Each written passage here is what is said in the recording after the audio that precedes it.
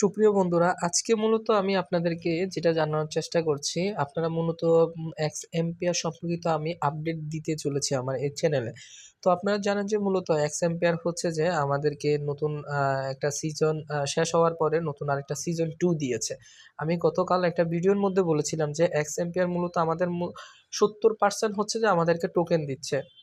আমাদেরকে 70% টোকেন দিচ্ছে এবং 5% আমাদেরকে আরো অতিরিক্ত চিল পেস, অর্থাৎ আমরা সিজন 2 তে যদি কাজ করে থাকি অতিরিক্ত আমাকে দিতেছে, আমাদের সবাইকে দিতেছে। তো এক্সএমপিয়ারে যখন আমি প্রবেশ করব, এক্সএমপিয়ার প্রবেশ করার পরে আমরা নতুন একটা ইন্টারফেস দেখতে পাবো। আমি যদি আপনাকে দেখাই যে এই নতুন একটা ইন্টারফেস আমরা দেখতে পাচ্ছি এক্সএমপিয়ারে। তো এক্সএমপিয়ারে নতুন একটা ইন্টারফেস দেখতে পাচ্ছি। তো এর সাথে এক্সএমপিয়ারে কি কাজ নতুন হচ্ছে যে আপডেটে আপনারা কিভাবে কাজ করবেন বা কোনো কিছু পরিবর্তন হয়েছে কিনা সে প্রসঙ্গে আপনাদেরকে আজকে এই ভিডিওর মাধ্যমে জানানোর চেষ্টা করব। চলুন ভিডিও শুরু করা যাক। মূলত এক্সএমপিয়ার আগের মতন এখানে নিচে আপনি যে জিনিসগুলো দেখেছেন যে হচ্ছে যে ইমপ্রুভ, সিটি, মাইনিং, এরপরে ফ্রেন্ডস, এরপরে কোয়েস্ট, এই জিনিসগুলো আগের মতন আছে। এবং আমি যদি লেভেলের দিকে আমি যদি আপনার তাকাই, সেক্ষেত্রে এই লেভেলে যদি আমি ক্লিক করি আগের মতনে এই জিনিসগুলো আছে। এবং আগের যে ডেগুলো আপনি কাজ করেছেন এই ডেগুলোর সাথে নতুন যে ডেগুলোতে কাজ করবেন, দিনগুলোতে কাজ করবেন, সেগুলো হচ্ছে যে অ্যাড হবে, শুধু ডেটা মানে দিনটা।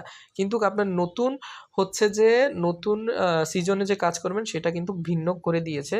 এই জিনিসগুলো দেখেন, কিন্তু ওই আবার আপনার বন্ধু কয়জন ইনভাইট করছেন সেটা আবার ঠিক থাকবে।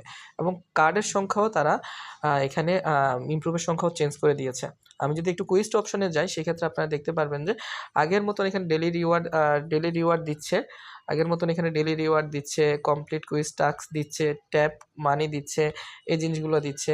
এবং সেক্ষেত্রে আবার আপনারা এখানে দেখতে পারবেন যে ট্রানজিশন দিচ্ছে, ডোনেশন, এরপরে ফ্রেন্ড সংখ্যা দিতেছে, ইনভেস্ট দিতেছে, রেভিস অফ দ্য ডে দিতেছে, রিডেল অফ দ্য ডে দিতেছে, সব কিছুই এখানে কিন্তু তারা আগের মতন দিচ্ছে। অর্থাৎ এক্সএমপিয়ারে এখানে পার আওয়ার আগে যেরকম ছিল, যে সিস্টেম ছিল, এবং কয়েনের সংখ্যা যেরকম সিস্টেম ছিল ওইরকম সিস্টেম হচ্ছে। শুধু একটু চেঞ্জ হয়েছে যে এখানে আমি যদি আপনাদেরকে দেখাই, একটু চেঞ্জ হয়েছে যে সেখানে আগে এক্সএমপিয়ারের কয়েনটা ছিল হলুদ কালারের, এখন সেটা নীল কালারের দিয়ে দিয়েছে।